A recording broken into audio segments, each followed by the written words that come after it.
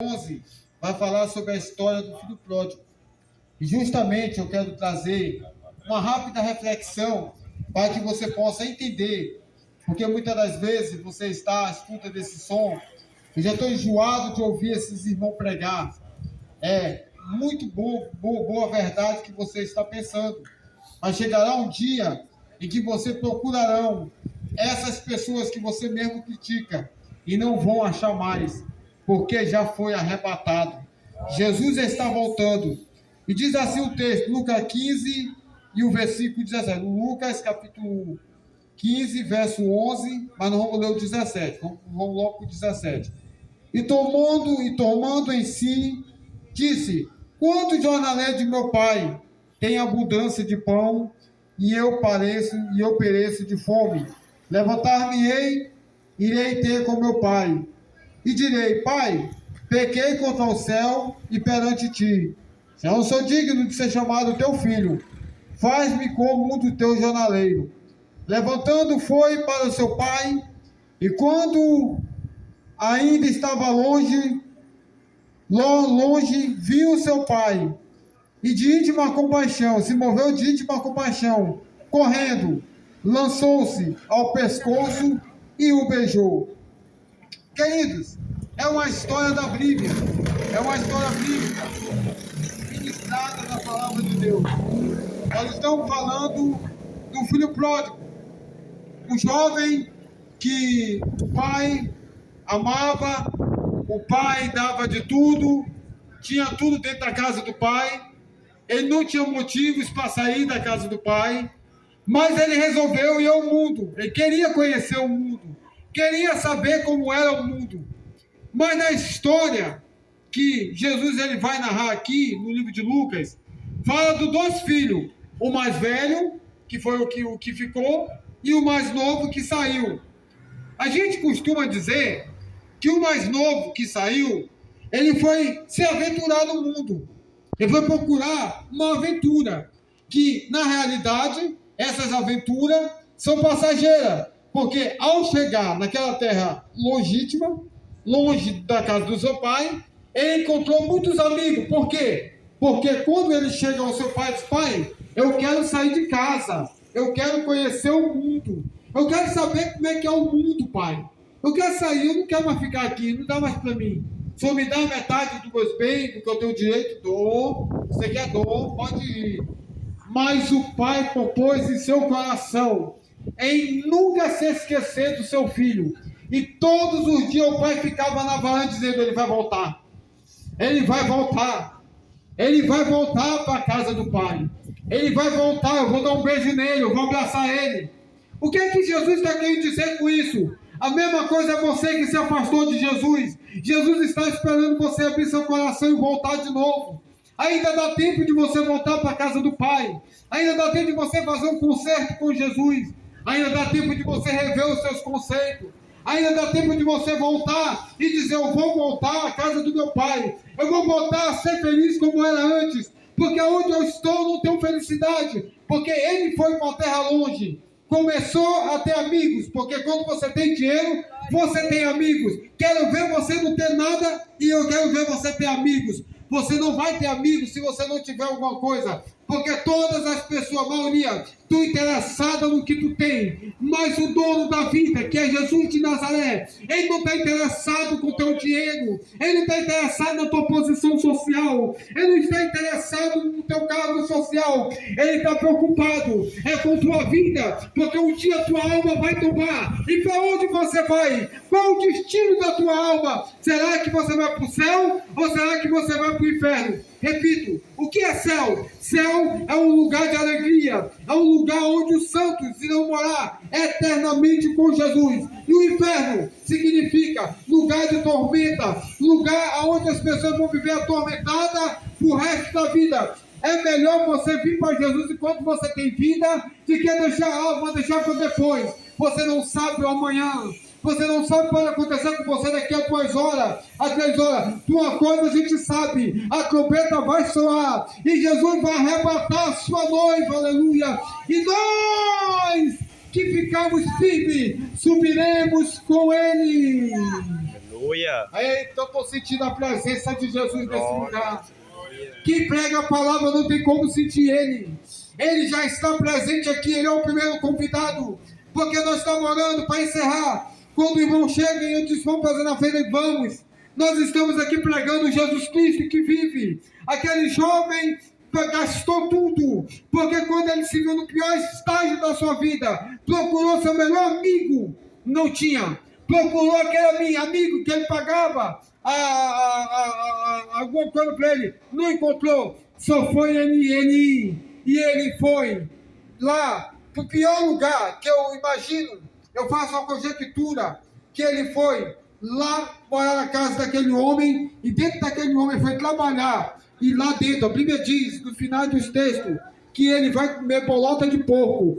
E ele começou a imaginar, se eu estava na casa de meu pai, tinha tudo. Olha a minha situação, porque ele quis ver o mundo. Mas você diz assim para mim, pregador, para mim não tem mais jeito. Eu já tentei de tudo. Eu já tentei tirar minha vida. Eu já tentei acabar com tudo. Eu vivo bebendo, eu vivo me prostituindo, me drogando. Pregador, vou dizer uma verdade para você. Para mim não tem mais jeito. Não tem jeito para você. Mas Jesus de Nazaré dá jeito quem não tem jeito. Jesus de Nazaré conserta quem está desconcertado e ainda dá o direito de morar no céu. Aleluia, glória a Deus.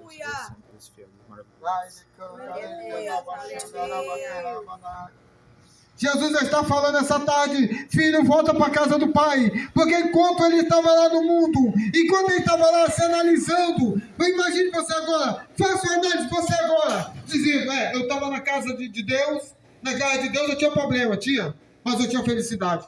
Eu estava na casa de Jesus, mas na casa do Senhor eu tinha alegria, os irmãos me abraçavam, mas agora eu saí da igreja, escolhi o meu caminho, porque quem faz as nossas escolhas são nós mesmos, quem procura o erro somos nós mesmos, nós somos influenciados por nós mesmos, porque muitas das vezes, ao invés de nós ser influenciar alguém, a gente deixa ser influenciado, e o mundo está aí para influenciar com a mentira, o mundo está aí para influenciar com o engano, o mundo está aí para influenciar com a bebida, com o cigarro, mas eu tenho um Jesus que ainda liberta e que ainda transforma.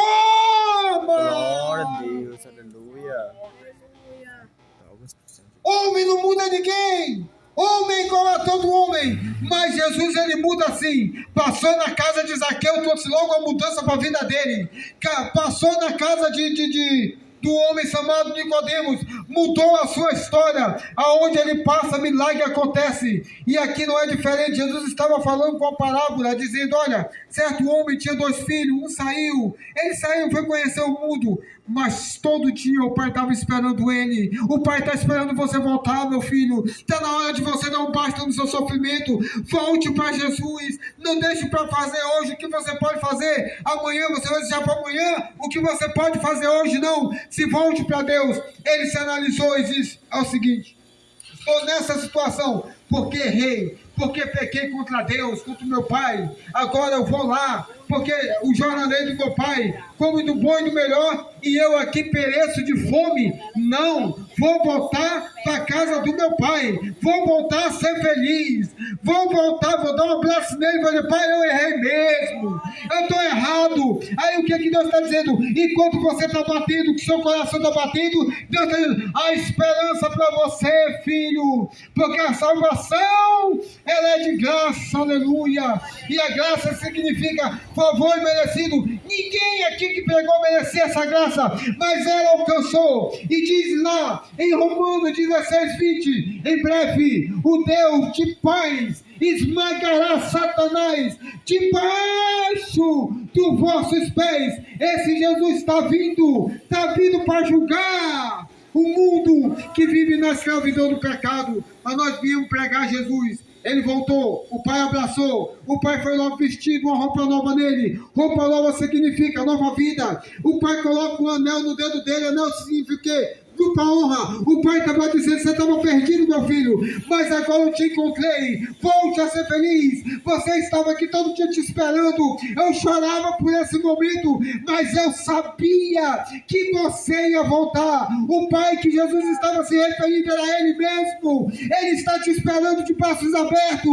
Um dia você vai voltar. Um dia você vai se arrepender e vai aceitar ele como Salvador da sua vida. Para ele escrever teu nome no livro da vida e você ter uma nova esperança em Cristo.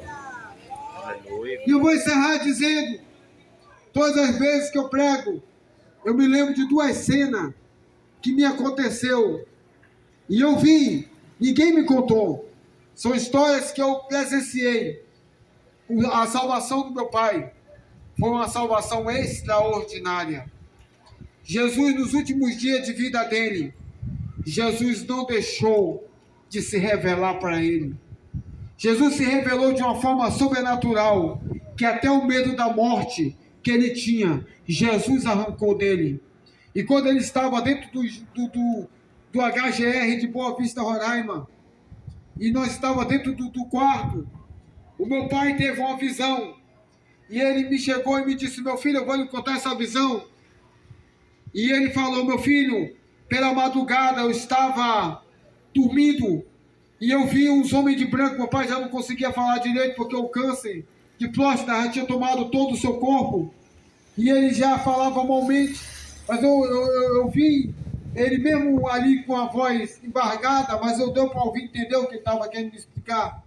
Meu filho, eu vi uns homens de branco me levando para um lugar bem bonito, e eles diziam para mim dizer a você: faça de tudo, mas não perca aquele lugar.